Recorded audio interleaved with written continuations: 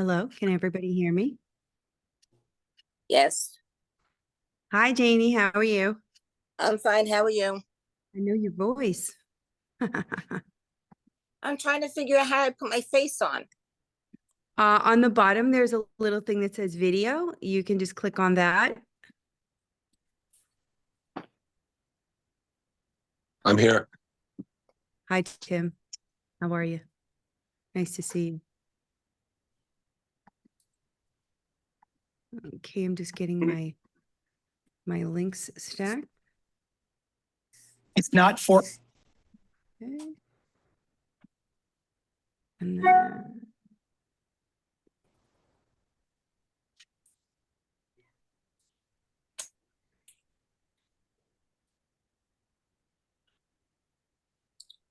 this one.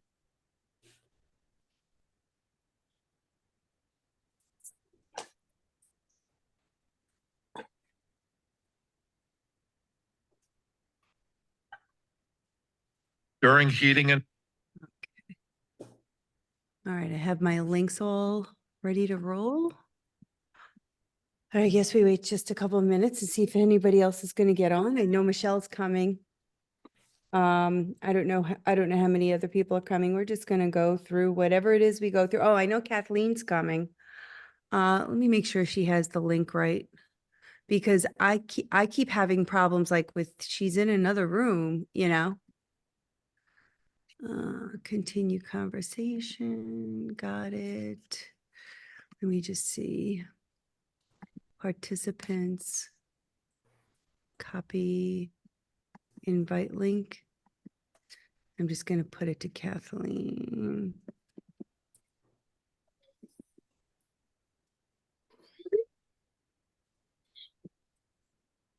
Okay. Just in case you can't find it, because I know Jeff was supposed to come too. Let me see if I can. Oh, there's somebody in there. Michelle and Kathleen, yay. And then I guess Kathleen, hey, is Jeff coming? Marissa.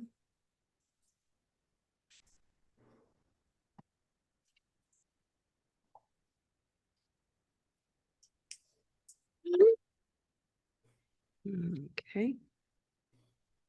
And then my iPhone, which is just showing me what we're doing.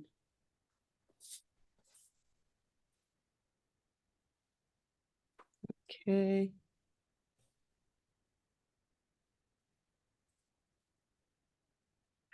Oh, everybody's talking about the beach situations occurring over there. Okay, let me see what I Yeah, have. I heard. Oh, so you can only see a black screen right now? That's because I'm not sharing Yes. the screen? Okay, there we go. Oh, somebody's there. Okay. And let me get to my first thing here. Is Marjorie coming?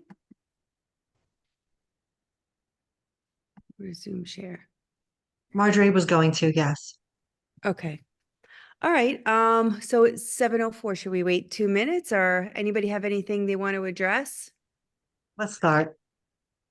Let's just start. Okay. I'm getting my pen and paper in case I have anything to write. Actually, can you, what you sent me, Christina, can you send to Jeff? Because he's saying that he can't get on to the other link that was sent via email. And then you texted me and I got on right away. So if you could text what you, I'll do it. Yep, that would be easiest. Thank you, Kathleen. Copy and I'll put it in our group as well so everybody knows how to get on. Paste. Michelle, we have to figure this out because it happened again to me too, where it said you're in another room, you're in another room. I don't know what the disconnect is. I feel like I got on the one that you gave me. I don't know. I got on fine with the one that was in the email. All You right, did. so going forward, we'll I don't figure it know. out. Yeah. Okay. I'm just putting that one up there. That's the least of our problems. There's Tony. There we go. Admit. Okay. Anybody else in the room? If you guys see anybody in the room, just remind me to let them in. I want to set it up so that people could just get in, but the problem is people are getting into the room during the week and then it's turning on and it's all weird. So I have to shut that feature off and kind of admit people in so that it doesn't just strike up in the middle of the week. Okay. Got it. Yeah. All right. Well, is Jeff in yet? Yeah, I guess it just doesn't matter too much because I gave him notes anyway. All right. So, we're going to start with, we sent in an itinerary out. Marge, you were asking for it. Michelle, did you send out the itinerary? No, I didn't send it. I had work today, so I Fair. didn't send We're it. still online, And just- people yeah. will, people see it now, so it is Oh, what yeah. it is.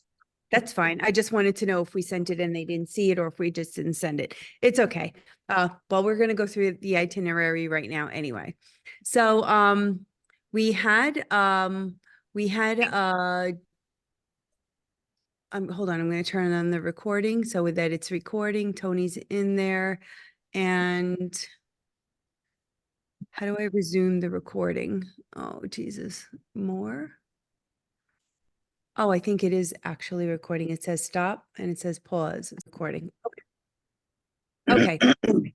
So I'm just going to turn on this slideshow view. I guess it doesn't matter if you see it this way or through the slideshow, just because when I turn the slideshow on, then you see the whole screen, but then I can't see anything else.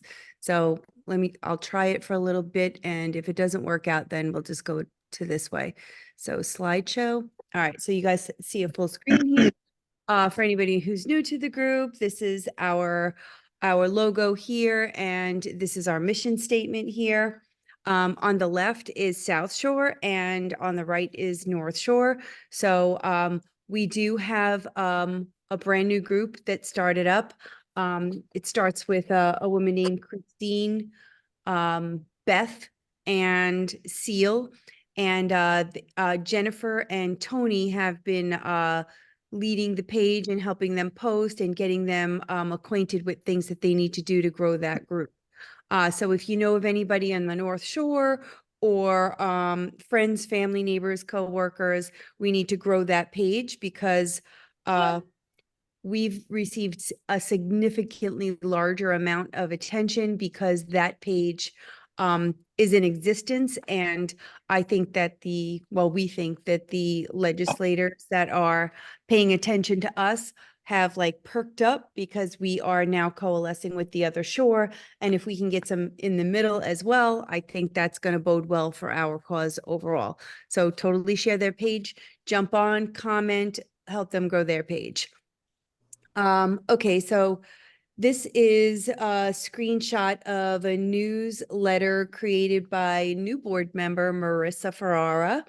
And we also have Jeff, who is going to be the secretary on the board. And unless you don't already know, I have taken on the role as president of the board. And we are officially incorporated. Oh, can you see that? It's got to be right by my face then. I got to shut the blur off. Anyway, we are officially incorporated. We have our 501c3 status, and we also have our official EIN number. So we're on a roll. We're just waiting on our bylaws and our conflict of interest statements. And then we can open up a bank account and we can start collecting money and doing everything the correct way.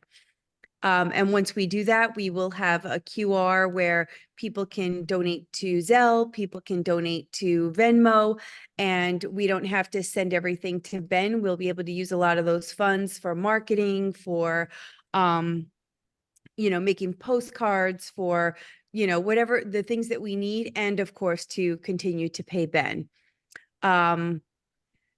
See, just want to, so what you're looking at here is Marissa has started creating a newsletter that's either going to be weekly or bi-weekly. Some of you have seen her video on our page. She just kind of pops it up and she kind of talks it through, and it got a lot of attention. It got great attention along with Maggie Maggie Fetz has started our Instagram. Up here, you can see I have started our X/Twitter, and also Marissa has started us up with TikTok. And as you can see right here, she only put one little video up and it got over 1,600 views. So TikTok is definitely something we need to get more acquainted with. But it's a great start that we have all platforms live. And thank you to everybody who's helping us with this stuff, because one or two people can't do everything. We just are not capable of doing all the moves. And thank you, Tony. I see your comments in the chat. Thank you. I appreciate that. Okay. So Kathleen, I was wondering if you have a financial update for us. Would you like to take the floor for a minute? Do you need to share your screen, or do you just want to talk? Well, Noelle's not on, but Noelle and I are supposed to meet. I got the spreadsheet for miscellaneous, but I've been getting invoices from Michelle. I've been printing them and I'm doing the best I can, but I don't have the original, what was in and out. My goal is to kind of work backwards, as well as go forwards at the same time, just so that we can tick and tie everything that we need to, just in case anyone asks. My fear is, we have to be very careful, as I always said, and we should have a different sheet within a worksheet of everything we're doing and keeping it all together when asked. We don't have to provide everything when asked. If someone asks, well, what was your money for Bright Eye? We just then cut the sheet out and we give it to them if they ask about Bright Eye. So the goal is to have everything in one place, not one person here, one person there, one person everywhere. Everyone should be involved. If you have money coming in or anything like that, I will be totally transparent. This will be shared on a monthly basis.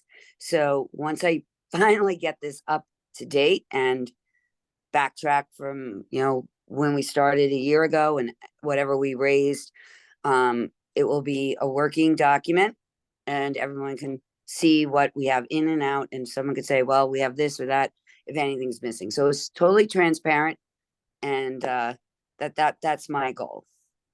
Well, I just want to say that we appreciate you coming on, and from what I've seen and know how you work, Kathleen's a compliance officer, and she does spreadsheets for a living. So we're really excited to have her acute documentation of all our transactions. And just to reiterate what she said, all documents will be completely transparent, and anybody who'd like to look at them at any time is more than welcome to do that. So, and we'll be. I might be a blessing disguise, or I might be a nightmare for you all. You're not going to be a nightmare. And once we have our financials all sorted and straight, we'll be more visual with, like, I'll put up screenshots of some of the important elements, things we're spending money on, things we need money for, the outlook. We'll try to project what we need, that kinds of things.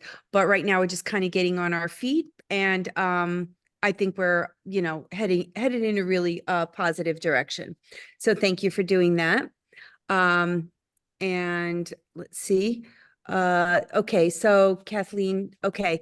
So I just wanted to make a special mention. I don't think she's on right now, but maybe she'll watch this. Karen Riskin this week. She took our newsletter, our postcard, our some of the FAA stuff. Like, she just really goes out of her way to take initiative. And she made this pamphlet, and she made 150 copies, and she just hit the boardwalk and started giving them out. So if she's listening, or if she just watches, I just want to give her a special shout out, because she's always doing everything she possibly can for us. So the expenses report, as I just mentioned, Kathleen's going to be taking over, and I just want to talk about some of the things that we have been spending money on. Number one is Ed O'Donnell. He has created a cost benefit analysis for us. Though you should all know about this because Michelle sends 60,000 emails out to everyone, including everyone that she can, to let everybody know that this has happened. And also Ed O'Donnell helps us create these press releases. So far, we have 2 of them. We're not doing fabulous with like them getting traction in newspapers and stuff like that, but we're working on our presence. And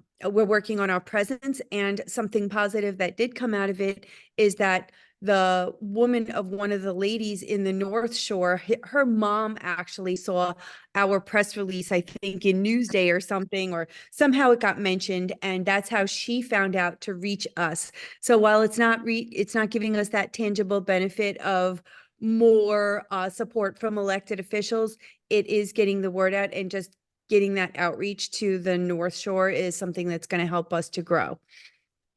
Some other things I spent money on, or we spent money on, are these fabulous postcards. So this is the front. Oh, I got to put it in that exact right spot because I have the blur thing on. I can just shut that option off because that's annoying. I wonder where I take that off. It would be maybe in that video. Blur my background. Okay, I just shut off the blur, so now we won't have that problem. Okay, so this is what our postcard looks like. Oh, I have to admit some people. This is what our postcard looks like in the front. This is what it looks like in the back. This is just some bullet points about how offshore wind will devastate our ocean. It has our QR code and our Facebook QR, which is not in existence yet. We have a Facebook domain name, but we do not have a Facebook page that's functioning and operational. I've been working savagely on it for 2 weeks, but I can't seem to get the web people to do their job. Anyway, we have 5,000 of these. What, So- wait, what, I'm sorry, what do you mean we don't have a Facebook page? No, we have a Facebook page, but we don't have an active web page, like a website page. Yeah, okay, thank you. You said Facebook page. Okay, web Oh. page, got it. Thank you for the correction. Yes, I'm working on it. I'm trying to get, if you want to hear the story, it's Kelly gave us money and a web person to work with, but we didn't get that done. Nobody really stepped up to do the website. I was too busy to do it and kept pointing it off on people. It never really got done. And then I finally had time, and I've been working with this guy, Christian, for 2 weeks. And then he said, well, I'm just too busy to do it right now. I waited 10 months for this, and now I don't have the time. So Kelly is going to give us that amount of money to go find someone else to do it. I'm back to trying and ask Jeff. If Jeff says no, I'm going to ask Debbie Slot. And if that doesn't work, I'm going to be like sourcing it out from Facebook and see if I can get somebody to bite. But I'm not a website designer. I could do it, but it's just not, it's not something I can do fast or with any kind of finesse. So we really need a professional at least to launch it. And then we can update it ourselves. But anyway, so the Hey, Christine, website, this is Jeff. I get someone help with the webpage. you can, Yes. Jeff, can you,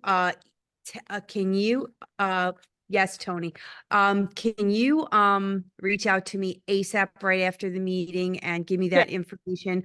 I am ready to roll. I have logo, I have all the information a web person can need. I even have samples of what I think, what I would like. Okay.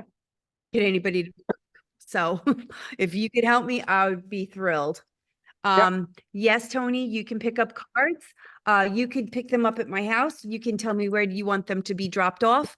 You can tell me that you're going to stop by and I'll put a bunch in my mailbox. However, anybody wants, we have a ton of these. We have a giant box of these. And why did I get so many? Because we're going to be doing several of the craft fairs.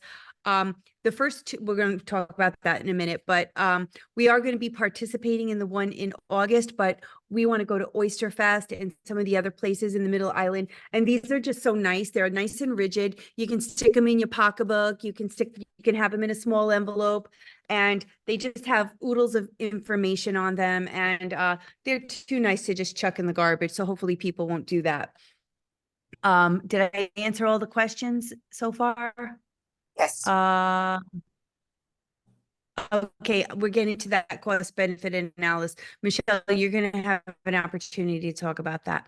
Okay, so with other monies, we are looking to create poster boards. Let me just go to poster boards with easels, very much like Propel at New York and Equinor do. There'll be other visual slides in the upcoming slides. Tim has spent $200 on the craft fair booth for August. That's just for the booth. It usually costs $400, but because we are a 501c3, it costs us $250. And because we're early birds, we got $50 reduced. And Tim donated $100 from his company, Cena Leasing. So we're only going to be spending $100 of the money on the craft fair, and hopefully we can get a bunch of people to help spend some time and help us give out cards and sell T-shirts and do like small raffle things. Jeff and Tim are running the August craft fair, but Veronica started setting up a sign up genius so people can start to sign up. But that's going a little wonky. I don't know if there's anybody online that knows how to do a better sign up sheet than Sign Up Genius. She did all the work, but it seems to be a hassle to actually get people to do it. But we're going to keep looking into it. Tim or Jeff, do you have anything you'd like to say about the August craft fair? Yeah, just real quickly, so far we have $1,025 of the goal of 2,000 for, banners and poster boards and the handout cards, information, to try and educate and get more people on board with our cause here. And as you mentioned, we need people to sign up to go and 2-hour blocks to go and hand these cards out and engage people and talk to people and try and educate as many people as possible. And what else? We also need people to help set up and take down the tent and tables and chairs and so on and so forth. So it's really not a big deal. Maybe an hour, 9 to 10. We'll just carry everything up, and then roughly an hour afterwards, 6 to 7, and that's it. Okay, Jeff, anything from you? Nothing much more to add other than I've just been asking people to help out, and a few people have volunteered. I'll just have, once we get a sheet going, I'll start tracking who's going to come for what slots, and I'll share it with Tim and everybody. Okay, perfect. So we have a lot of time, but we'll work on a proper sign up. And let's see. So I'm also in the midst of creating a T-shirt with a logo. We're going to have 2 colors. It's going to be Malibu blue and black for the craft fair. I already talked to you about the 501c3. I'm estimating it's going to be $1,500 to $2,000 for everything with the 501c3. So this is just a picture of the postcards in case I wasn't able to show you on the screen. And this is just a picture of some of those poster boards that I'm talking about, these little cheap easels and, somebody saying something? Or is it just background noise? Okay. So probably something like 16 by 20 because we want to make them large enough for people to walk up to and talk to them about it. And, different topics, but small enough that we can store them and not take over our homes. And if any of you have any ideas, you can put them in the chat because the chat's being recorded. And even if I don't see it right now, if you have any ideas of things that should go on the poster boards that we're going to create, let me know.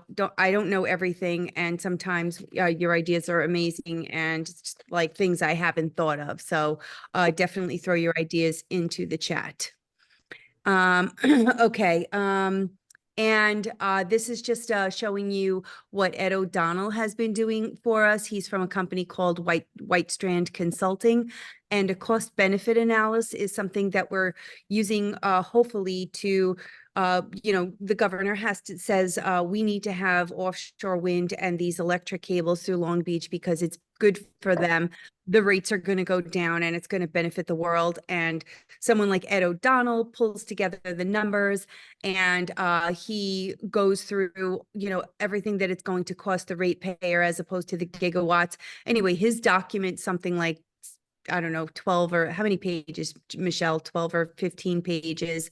And then this is like the press release and the write-up for the judges. So I'm just showing you what we're spending our money on. Going back to the craft fairs, these are the 3 that are happening: June 22nd, 23rd, July 21st and 22nd, and August. The August one is the one we're going to be participating in.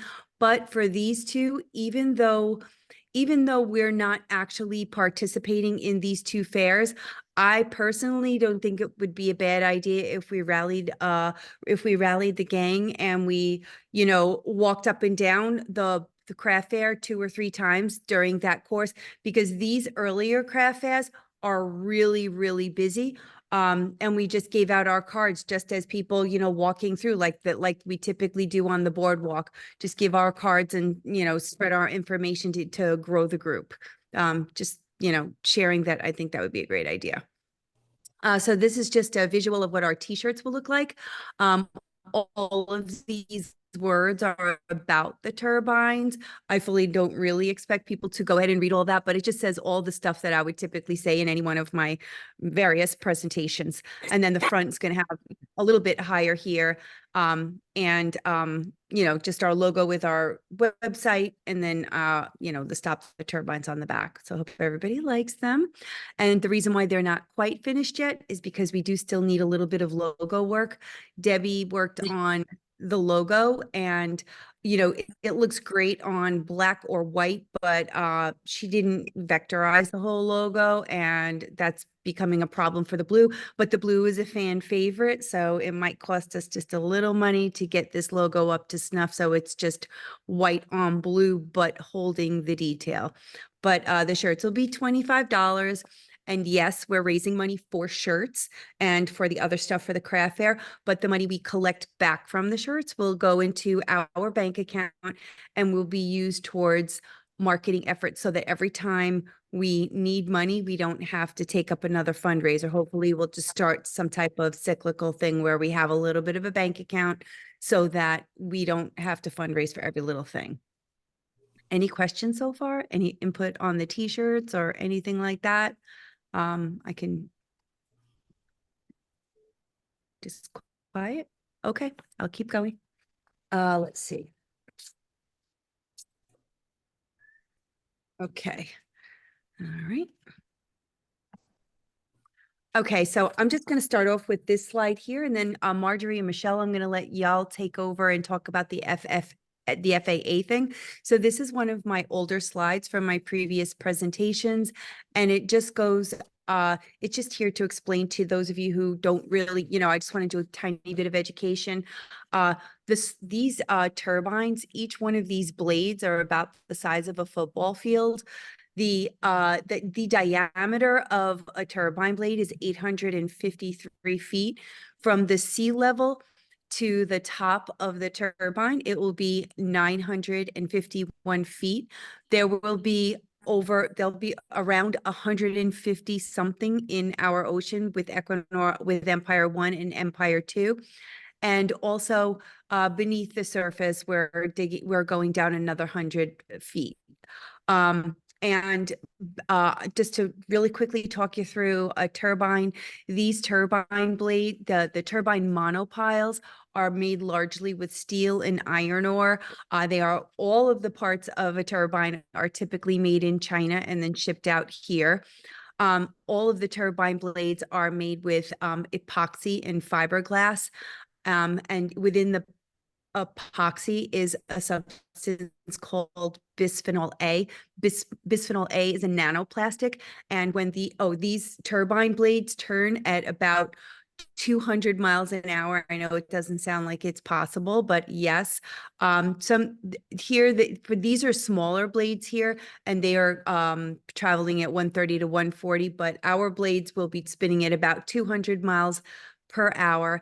And when it does that with ocean spray or rain, there's what's called leading edge erosion. And when that leading edge erosion erodes the plastics off of the blades, those plastics get into the fish, the water gets picked up by rain, evaporates into the clouds then transport it and water our grasses. These nanoplastics are getting into our water, and they're staying whole as nanoplastics, but once you drink the water, your stomach acid can break down the epoxy, releasing the bisphenol A. And bisphenol A is an endocrine disruptor, and basically will cause cancer and all kinds of issues with your hormones. So that's my mini education on turbines. And the reason why I'm bringing this up is because the height is 951 feet high, which I'm leaving up to Michelle and Marjorie to speak on the FAA update that was in the newspaper. So, Michelle, you want to take it away, or Marjorie, whoever's here and wants to speak? Sure, I could speak. Can you hear me? Yep. Yes. Okay. So new news that came out the other day, we found out from Megan Lapp. I think she's from Clean Ocean Action. The FAA states that Equinor's turbines are adversely impacting the flight paths. We need to provide written information before the 4th of July on how to make public comments via email. It's another jumping through hoops. Because Equinor's turbines are 951 feet tall, and that's approximately 400 feet taller than allowed. So the FAA is just now realizing this. And I think Lucy actually had found this out at some point last year. And I'm not sure if that was actually sent to our congressman or any senators. So much information has been sent to them, but I was obviously overlooked. So we have that coming down the pike. That's very important. So I just wanted to touch back on, Christina, you mentioned the press releases. There's an important press release that was just released by us. Ed had done one for Propel, because Propel is the project that's going to be building the infrastructure for the turbines. Propel New York has lied to us on Zoom meetings and in person, saying that they're connecting two generational projects. And I held on to a Newsday article from last year, June 2023, where the NISO, New York Independent Systems Operator, said that they are going to be they're proposing Propel New York, this transmission project, to bring in the 3,000 megawatts of offshore wind projects, plural projects. So I'm assuming that maybe Vineyard behind Equinor's project would be on the table for that too. So Propel, like those slides that Christina just had up on the screen, the easel on the stand, Propel did the same kind of circus that Equinor did, just walking around like cattle, looking at poster boards and being told a story. We went yesterday, the day before, to Bayside. They're meeting in Bayside. It was the five of us plus one additional person.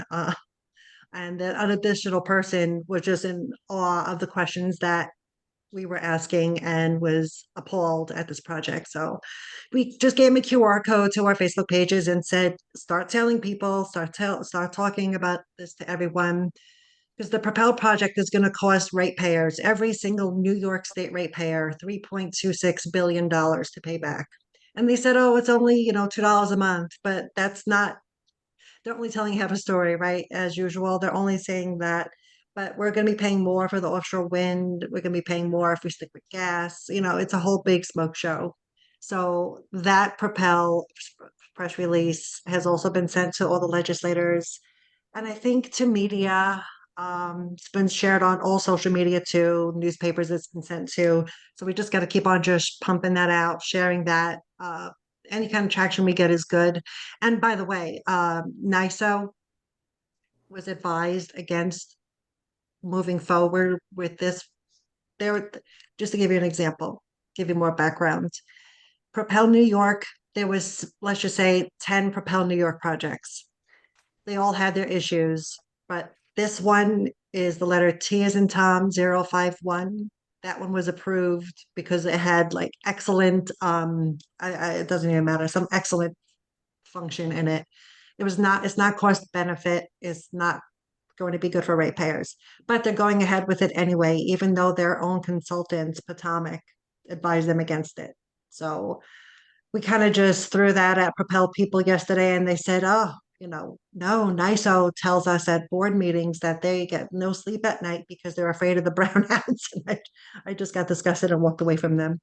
What you So, said was, don't tell me about your feelings. oh, okay, thank you. Yeah, that's what I said. I don't care about your feelings.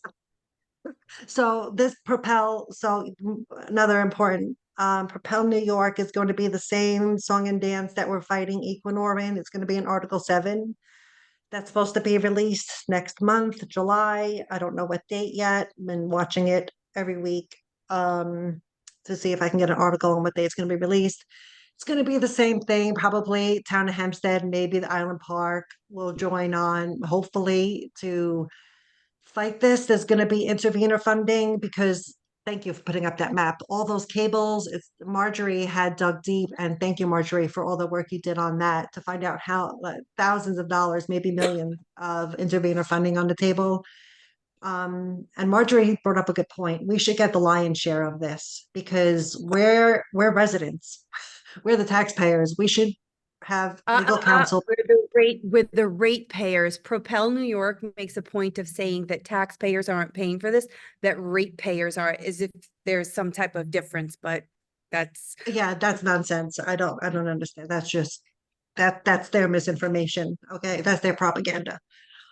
So that's where we are on that on my list. FAA, Propel. Sorry to interrupt, Michelle. Yeah. So for the new Article 7, are we going to lawyer up with Ben, or are we, what is the goal for the new article? Yes, we would like to get the intervener funding that we don't have to worry about a bill. Okay. And hire Ben. Yes, that's the goal. And we Okay. can all thank Marjorie because she's the queen of getting us on Article 7s. So give Yes, her a she high is. five. Yes. For her. Thank you, she's really- Marjorie. Thank you, I Marjorie. don't even know she's on, but she might listen. Michelle, can She's I on. just interject for a little bit on this map Please, go here? ahead. Yeah. Okay, so I want to make a point of, I think some people don't understand what this is because it took me a little while to understand what it is too. So everybody knows what we're looking at here, that this is the Barrett substation, okay? And all of these little circle things, these are all going to be substations in Long Island. What substations are, so let me just backtrack a second. Those slides that were before this woman, Christine from the North Shore, is really a great battery substation expert. And she was supposed to come tonight, but she couldn't make it. And she's gonna, she'll talk to the group in the future. But she knows these battery stations and all of the fumes and the toxins and everything that goes with them.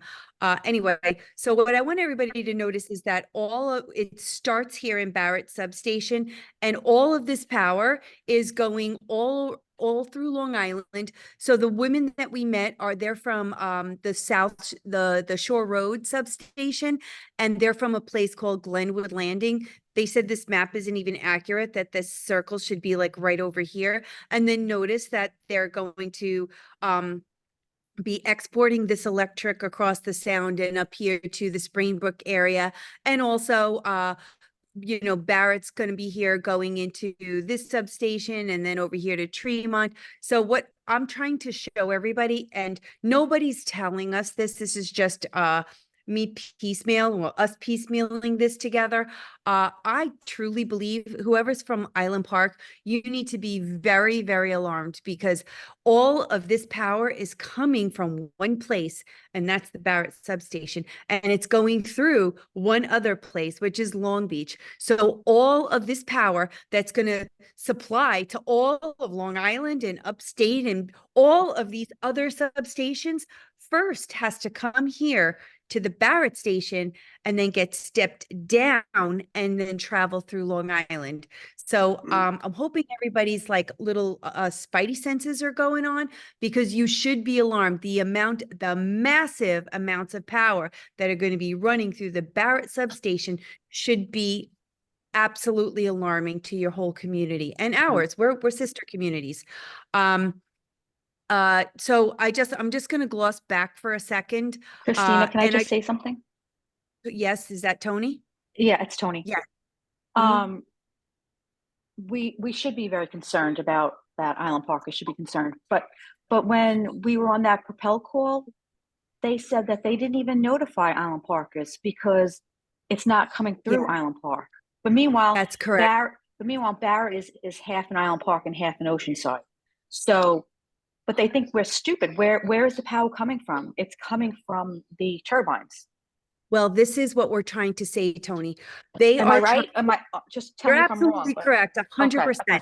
So Okay. what we're trying to tell them, and what we did last night when we went to the Propel meeting in Bayside, Mhm. what we're trying to tell them is stop lying to us. This project, so they're trying to say that there's 3 projects, that there's Equinor, which comes into the ocean, it's from the ocean through Long Beach to the Barrett substation. Then there's Propel, that is just the electric lines and not the battery power stations. And then there's another company called Jupiter, which is actually controlling the battery substations. But Correct. in reality, this is one giant, colossal, massive project that they're trying to break into 3 different projects, because it's kind of like a divide and conquer. And we have to hold their hands to the fire. We have to let them know, we know without the turbines, there would be no 345. Oh, all of these lines are 345, by the way, 345,000 volts. And so are the lines coming in from the turbines. So we're not stupid. And FYI, this the power is not going to be removing any poles or taking any above head poles down and like putting our electric underground. This is not an upgrade, it's an additive. And if you want to hear the conspiracy theory in me, I don't even believe it's to bring regular power to Long Island. I believe they're bringing this power upstate because they need more power to mine all of our data. They want to take screenshots of your phone every 5 seconds. They want to keep and hold that data. What data takes energy.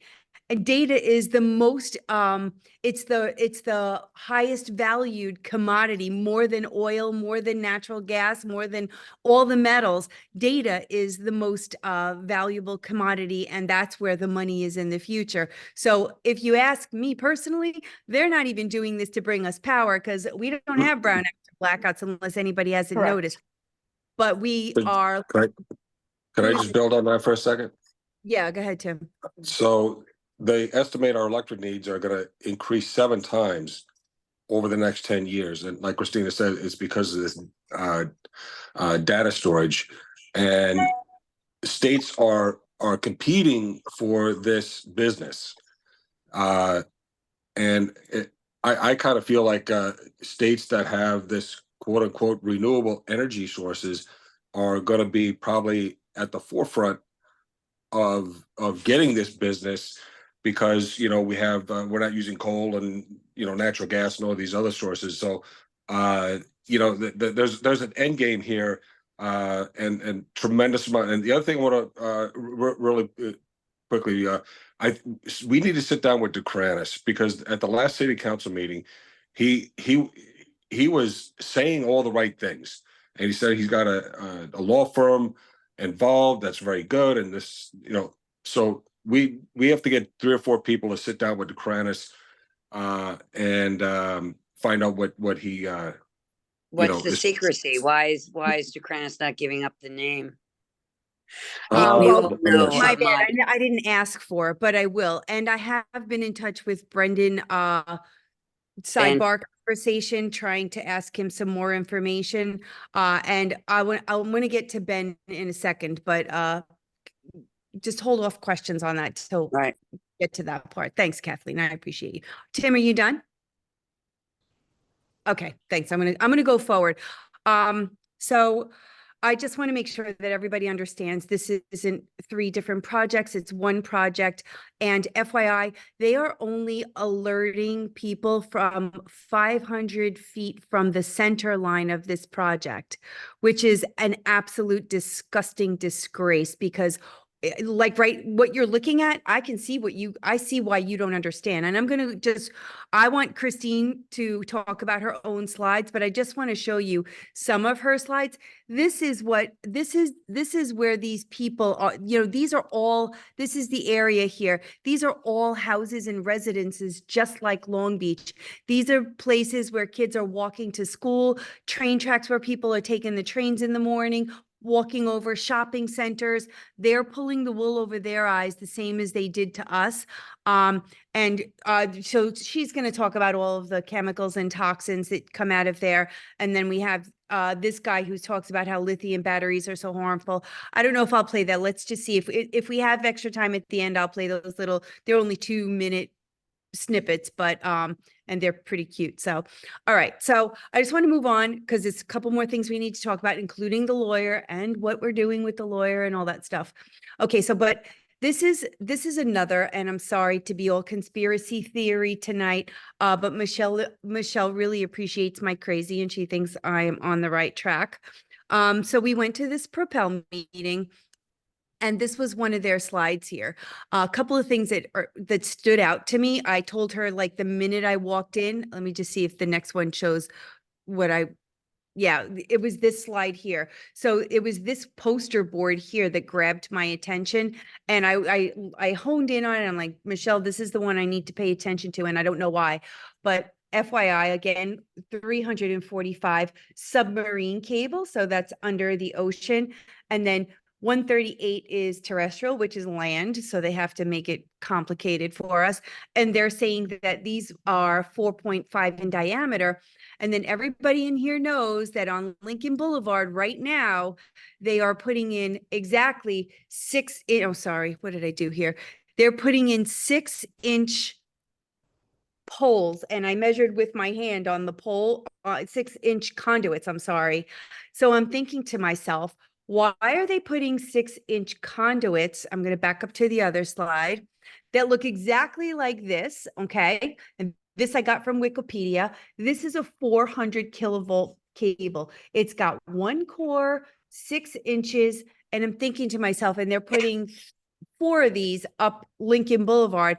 I'm like, why would they put according to their documents from our work meeting, they're only putting 13.5 kilovolts in each one of these cores. But I'm thinking if it's the same size, why would you put less kilovolts if we're going to need 7 times the electricity in a couple of years? Like, so I'm baffled. Okay. But then I'm thinking to myself, well, that's a core, right? So let's look at this one here. That's a core, and that's a core, and that holds 400 or 345 if you want to get technical, but that says 400.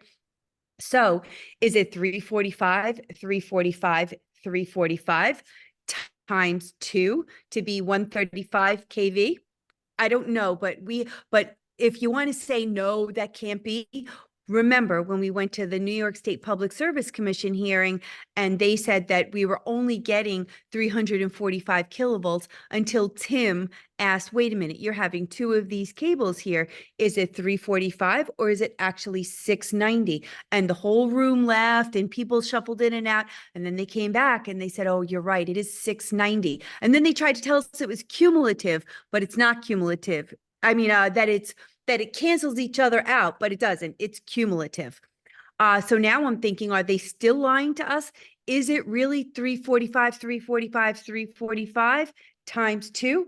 Or is it a total of 690? They lied to us before. We have to hold their hands to the fire. You understand what I'm saying? So it could be that we're getting 200,000 kilovolts of electricity, but that's where my crazy goes. I just want everybody to start thinking about these things and don't take their words as gospel because they don't care about you. They care about one thing. It's money. And we're going to be stepping on these wires. So you all know it's going to be right in front of my house and on the side of my house, and people walking up the street on Lincoln going to the beach will unknowingly know. First of all, Equinor says, when you're on top of it, they said this at the Public Service Commission hearing, you will be exposed to 50 to 80 milligauss of EMF radiation. Okay. 345. And that I find that hard to believe, because yesterday at Propel, they said their one singular core is going to be 345, but you're going to be exposed to 200 milligauss of EMF radiation, which is cumulative. So who's lying? They're the same size. Who's lying? This is what we all need to start asking these kinds of questions. We need the transparency. We need a full understanding. We are in the dark, and they are going to do terrible things to us. And that's why I'm so crazy and we're so passionate about it. It's because we see the big picture, and that's cancer, leukemia, and people unknowingly building up EMF radiation in their bodies. And they admit that that's happening.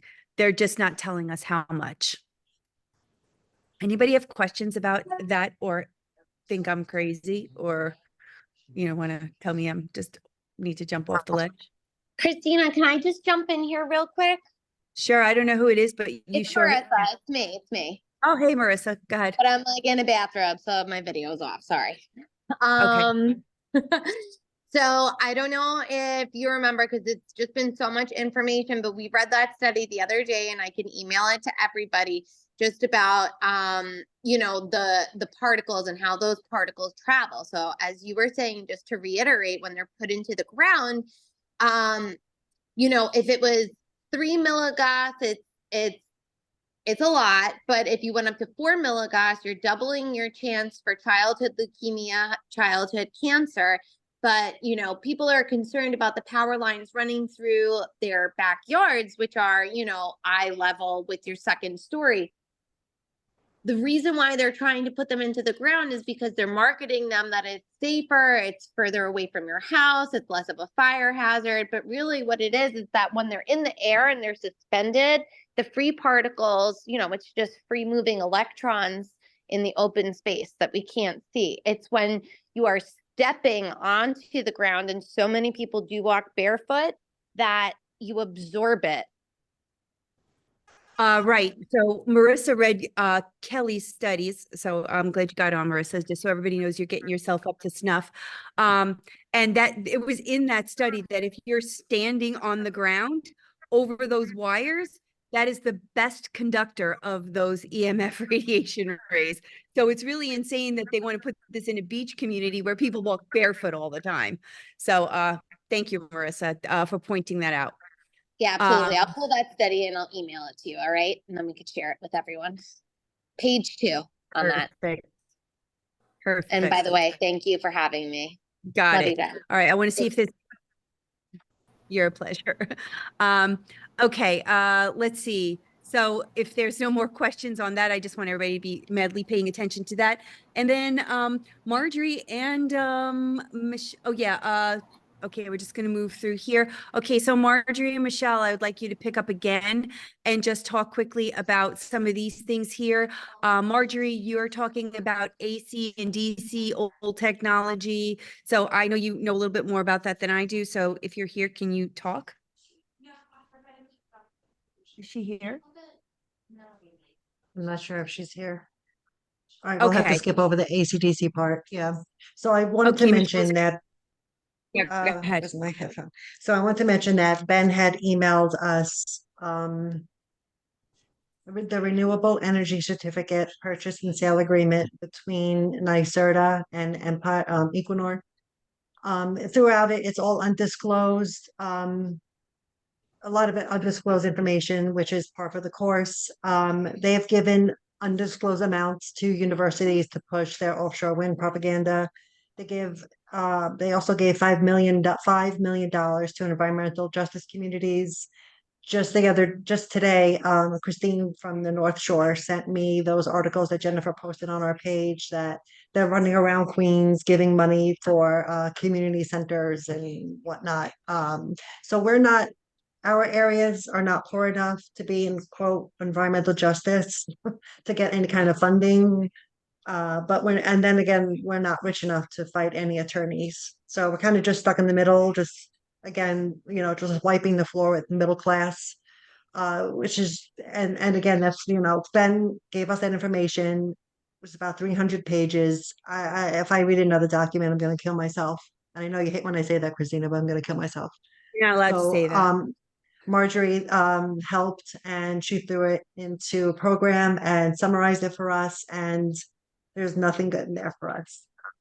So that's just basically the power purchase agreement between NYSERDA and Equinor. Again, there's nothing that's going to benefit us. We're not getting an electric stove out of it. You're not going to get you're not even getting an electric leaf blower. You're not getting anything. So yeah, the high water table.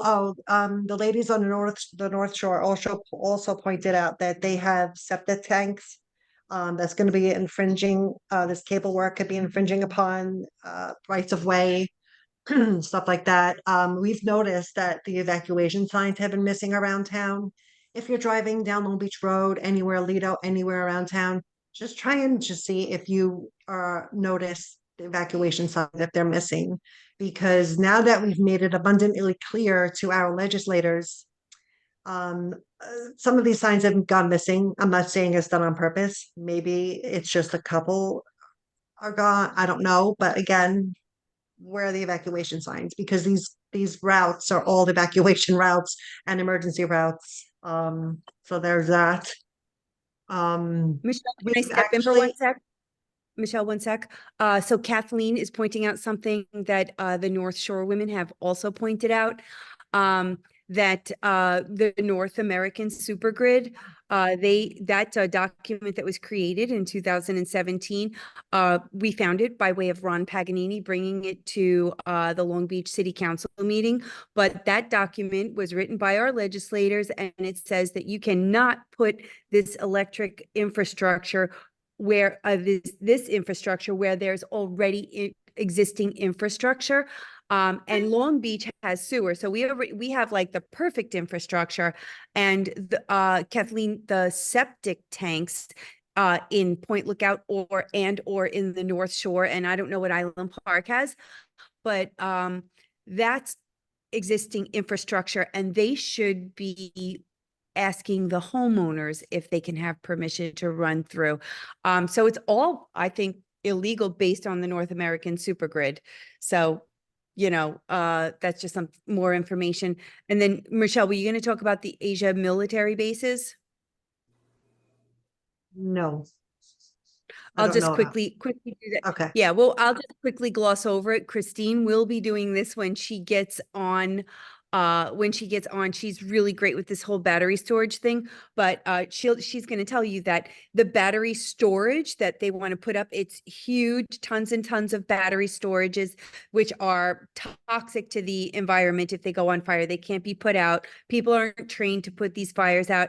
And I think it was Marco Rubio disconnected the batteries because the batteries were made in Asia, and the CCP was backdooring and taking information from America. So not only are we hurting our communities, we're also feeding information to China. Anything else on here that you wanted to talk about? That there is no cumulative environmental study of all three projects together. So Just wanted to mention a little bit about the cables. So we have HVDC and HVAC. AC is alternating current. That's what the South Shore is getting. I just Googled, and sometimes I don't use Google because I'm not a conspiracy theorist, but I like to use different search engines. So on the web search, I found that AC needs to be more insulated.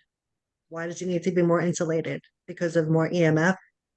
And DC is going on the North Shore, which is more direct current. I'm not an electrician. I know nothing about it, but that's kind of what I just found out. And again, like you said, we can't take what Equinor, these people are telling us to heart. So that's all I got. So in the words of Marjorie, again, who's been on quite a tear lately, the AC is what HVAC is what the wires coming from the turbines in the ocean will bring to us here.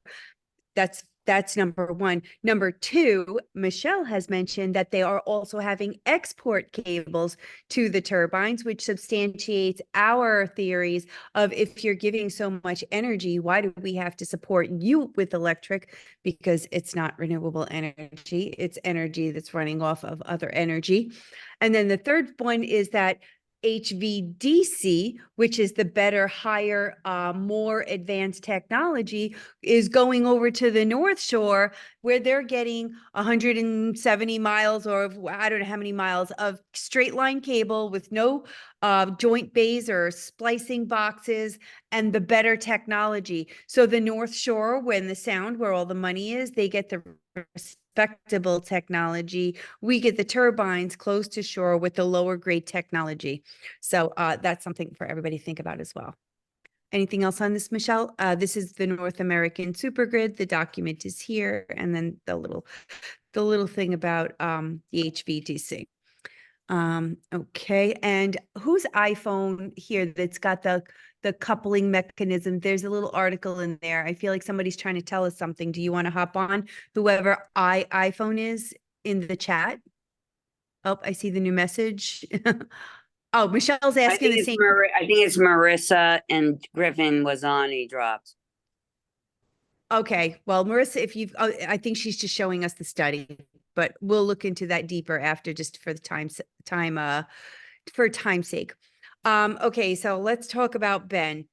Ben is our lawyer. He is the most fantastic lawyer in the world. He gets back to us. He's thorough with us. He makes us all understand what he's saying.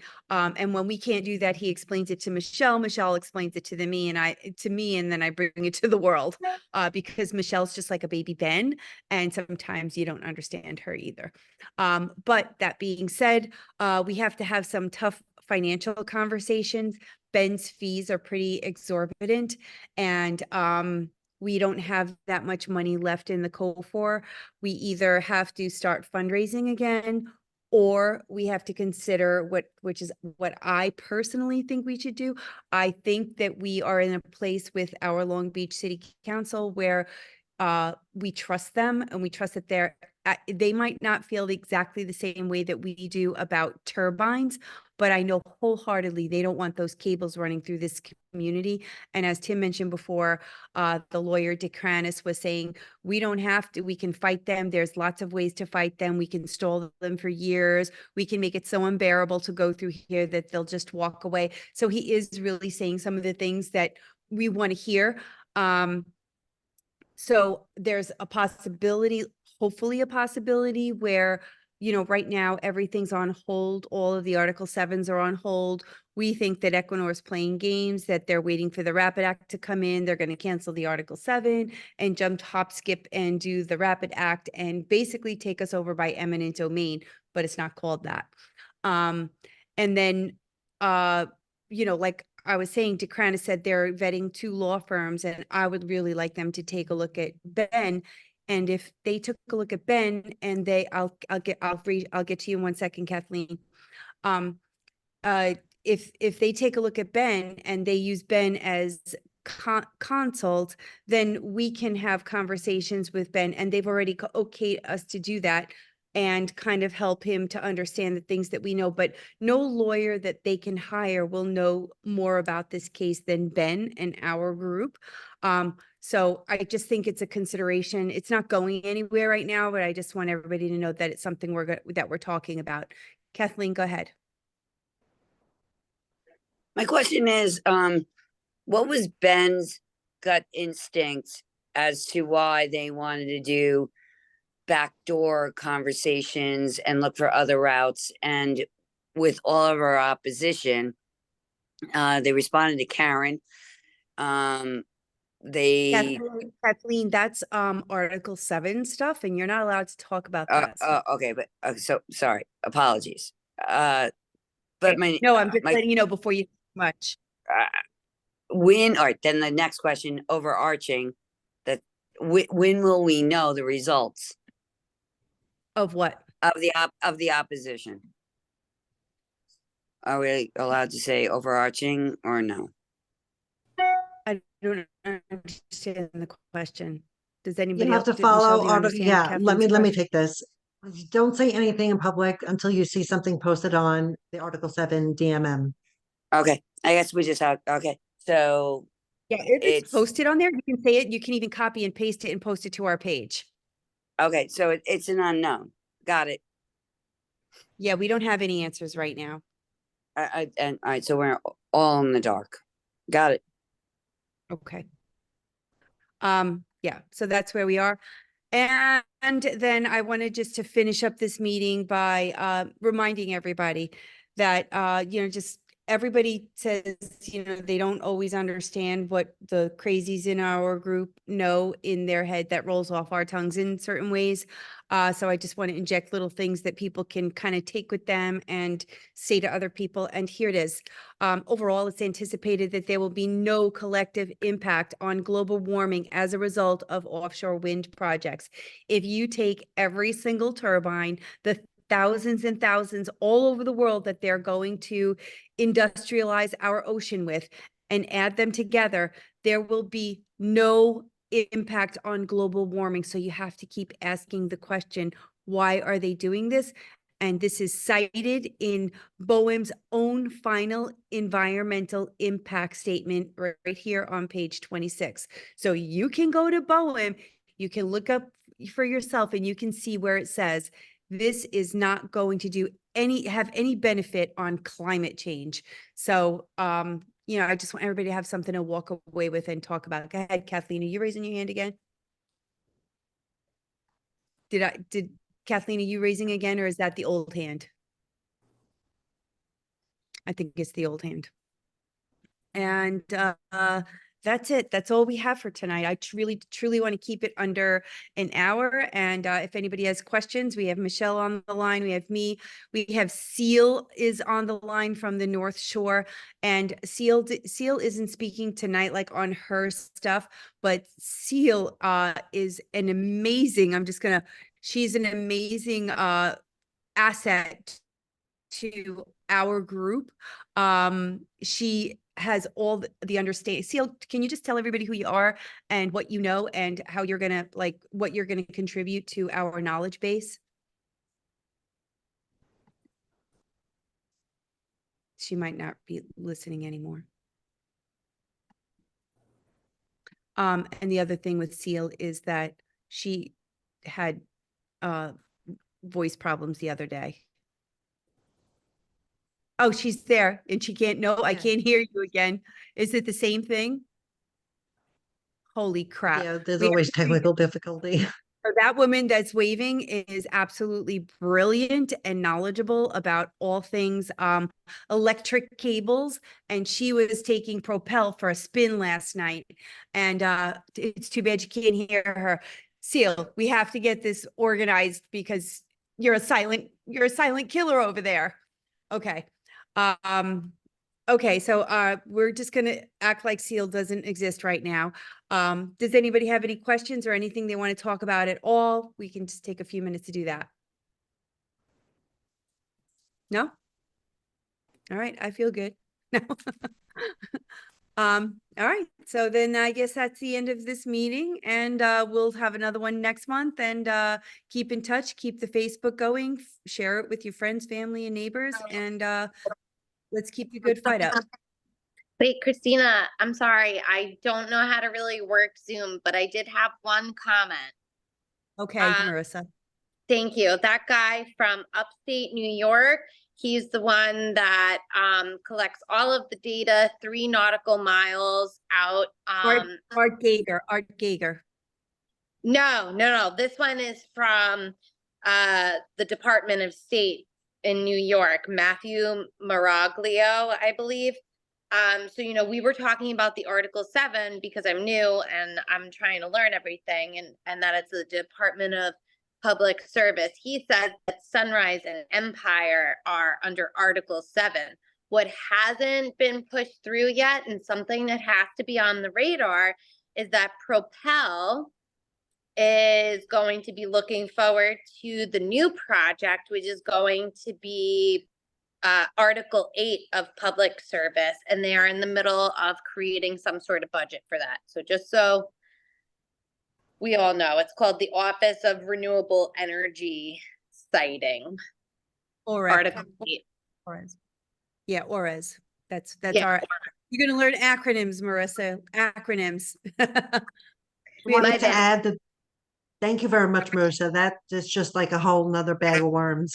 But since you brought up Department of Public Service in that group, that's just another extension, another government agency, that department. They have a document which Bonnie Brady gave to us, and they went into great detail about the adverse, irreversible effects to humans, the environment regarding battery storage. So they themselves have written the book about why this shouldn't be in our neighborhoods, but here we are. I'll also email that document to everybody and highlight that section. Thanks. Well, let's listen to this for just 2 minutes. Marissa, your camera's on now. Oh, sorry. Just want to let you know. All right, I'm going to play this just so you can hear about the dangers of batteries. And fire, a human exposed to gases from such a fire will have an inability to process oxygen. I will address the effects of just one of those gases on humans.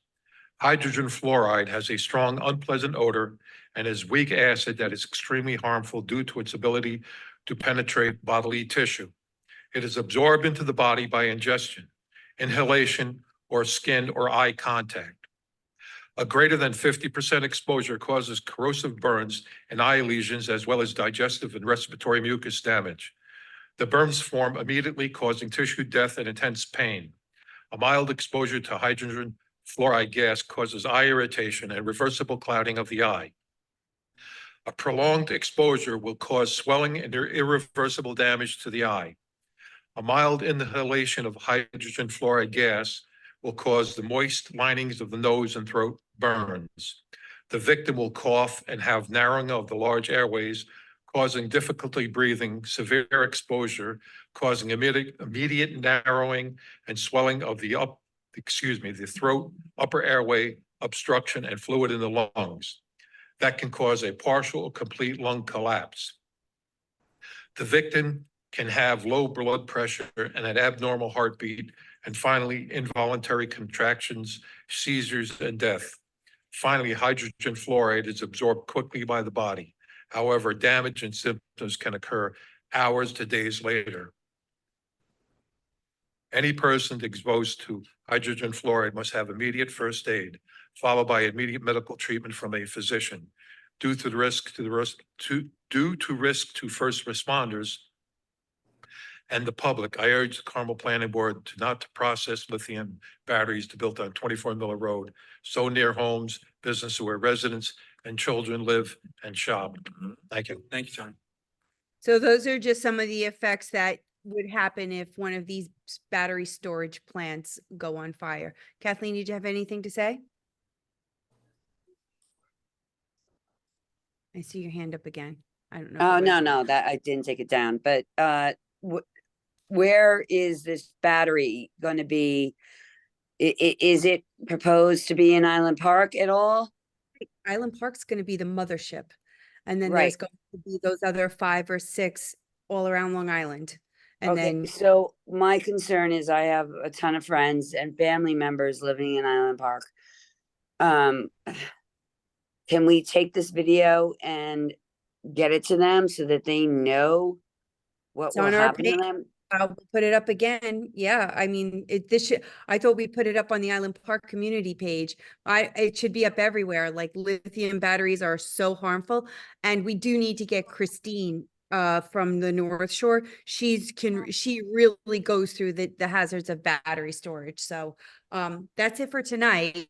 But Okay, got it. look to a future meeting or a recording, and we'll put something up as soon as we have really solid information for everybody. All right, everybody, thank you for coming. I appreciate all of your time and volunteering, and that's it for tonight. Listen, Good job. are you guys still hearing all the sirens? Well, yeah, that's on Edwards. It's a jungle out there. It's all the kids from high schools are all out there. There's like 500 of them. My son I hear sirens coming from all over and helicopters. My son just said they shut down the railroad. Oh, Jesus. Yeah, that's what Yeah, he texted me. I was gonna go meet more. They're saying there's reported of gunshots. Oh, Jesus. I'm not going out. I'm gonna stay We right here. already made the Channel 12 news. I'm a hermit. I'm gonna stick with it. All right, I'm gonna stop the. Thank you, Thank everyone, you for very your much. time. Thank Thank you. you. Thank Appreciate you. it. Thank you, everybody. Good Very night. helpful. Thank you. Good night.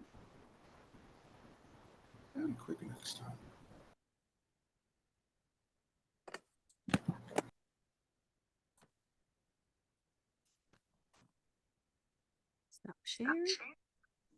And end the meeting.